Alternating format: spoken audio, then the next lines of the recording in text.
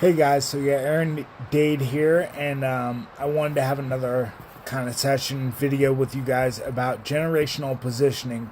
First, though, I really want to thank everybody for their comments on the last video on how to grieve. I've gotten a lot of comments on that being the exact message that they needed for how to grieve and how to grieve specifically. So I wanted to thank everyone for their comments and for watching that video. So this video is on generational positioning, and it's really a foreign concept to most people. Everybody's really heard of generational curses or generational blessings and how you pass things down as an inheritance to your children, one way or the other. Or if you don't have children, even people in your environment, you will pass different things down to them based on your behavior. So at the end of the day, generational positioning is whether you want to stand in the gap for your generation or whether you want to ignore there's a gap at all.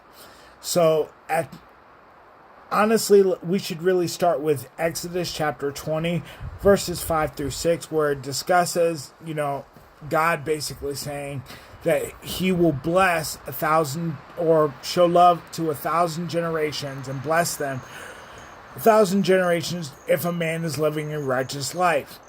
However, if the man chooses to live an unrighteous life, he will curse 3 or 4 generations after his life.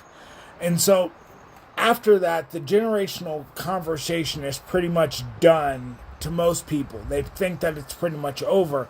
And that actually is not true. In Ezekiel, among other things in the Bible, but definitely in Ezekiel chapter 18 verse 14, it discusses what happens to a man if he lives a righteous life or not, what happens to their children if they live a righteous life or not. At the end of the day, just because you live a righteous life doesn't mean your kids basically just get everything, all the blessings that you get. And just because your life is not righteous doesn't mean that your kids are going to have to deal with that same guilt, shame, or condemnation for a lifetime because of your decisions, because of the father's decisions, is really how it talks about in Ezekiel. The truth of the matter is that every person has a choice, whether they want to actually deal with some of the generational curses or blessings that they have been given. So for instance, in my situation, my biological father had different ideas for what he wanted to do with his life than what I wanted to do with my life. He chose that he wanted to live kind of more of a self-absorbed kind of thought process. He had a lustful thought process, and he did not want to give his heart to one woman. And I mean this based on his actions, not on any bias or any of the rest of that or anything, any bitterness towards them or any of the rest of that. That would be holding myself back. However, in my life, I have chosen to give my life to one woman, and that's my wife. I've chosen to live my life righteously, to not think about lust. Lust has obviously come up in my mind multiple different times because of the decisions that my dad made. However, I have made a conscious choice to not have lustful thoughts, to not live a lustful lifestyle, to give my life to just my wife, to only one woman, because that's the woman that I have chosen for my life, to be my life partner. This is part of generational positioning because anyone that knows me knows that I have a son. And I want him to think the exact same way. However, at the end of the day, when he becomes an adult, God makes it very clear that it's a choice. You do not have to follow his commandments or follow the rules that he sets before your life. And so then if you choose not to, then if you do not receive the same blessings or the potential that your life can receive, it's not because God didn't want to bless you or wanted to beat you up and take your stuff. He was more so thinking of the lines of, these are the rules, follow them and you will receive the blessing. or don't, and get whatever you think that you're supposed to get from there. So generational positioning is a lot about making a clear-cut choice based on the generations that are going to come after you. And it doesn't just have to be, your family's generations, even the exterior family, the people that are also around you. You could choose to be selfish. You could choose to consider your own pride or your own desires above everyone else's. And if the generations that come after you are affected by that, that was because of your choice. They also have a choice to make too. And I've seen in multiple different occasions from the people that I've spoken to, whether it be in mentoring or whether it's people that are in my environment, other godly men that have also talked to me about people in different generations when the father, because it's very interesting, in Exodus and Ezekiel, there is not very much mention of the woman making a decision that affects the generations. Obviously, she does have an effect on the generations, but most of the time it says if the man chooses to live an unrighteous life. He talks about the men and the sons afterwards. So, really, and obviously women are very, very important. They're not the less important gender. However, the male is very, very important as the head of the household, as the head of the family. If you destroy that head, the rest of the body will follow. And so you've got to understand that your decision, you have to make a decision to follow a righteous life for the generations that come after you. And I was about to really go into, is that I have seen so many times when the man decides, I'm not going to do that, and how the generations after him are affected from that decision. And most of the time you hear something about along the lines, I just want to be free, I want to do this, I want to do that.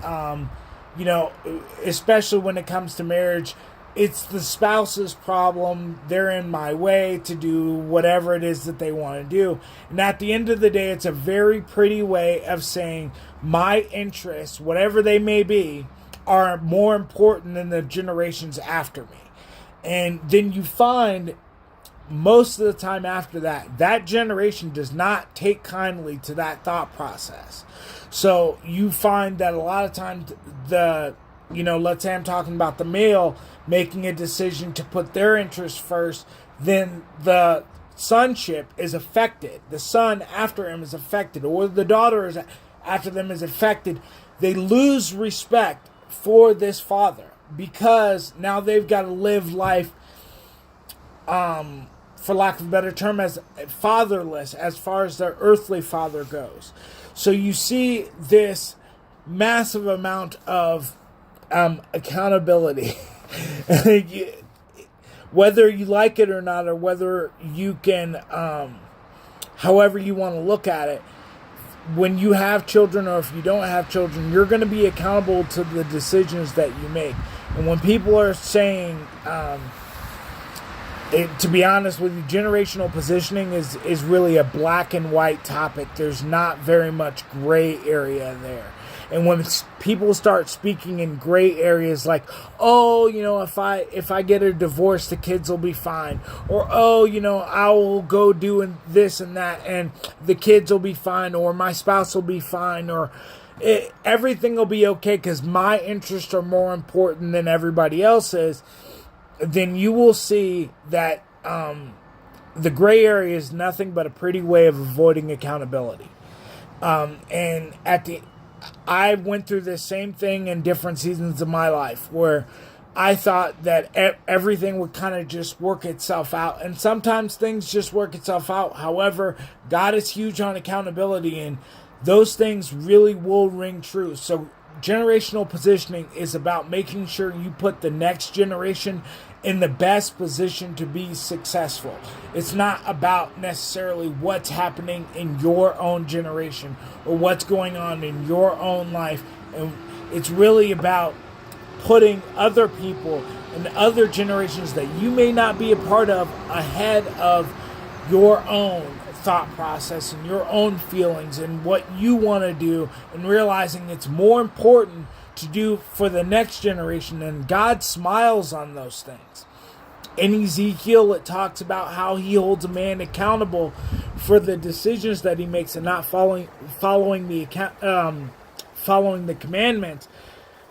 However, he also discusses the blessings that he'll give to a man for doing that and for turning his life away from wickedness.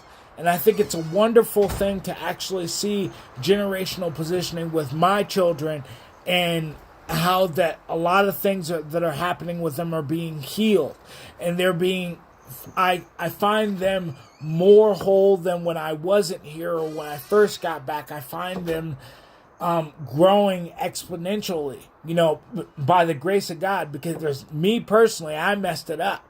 So at the end of the day, I want people really to look at generational positioning and understand that it's not just your generation that is on the line here. It's not just your generation that we're talking about.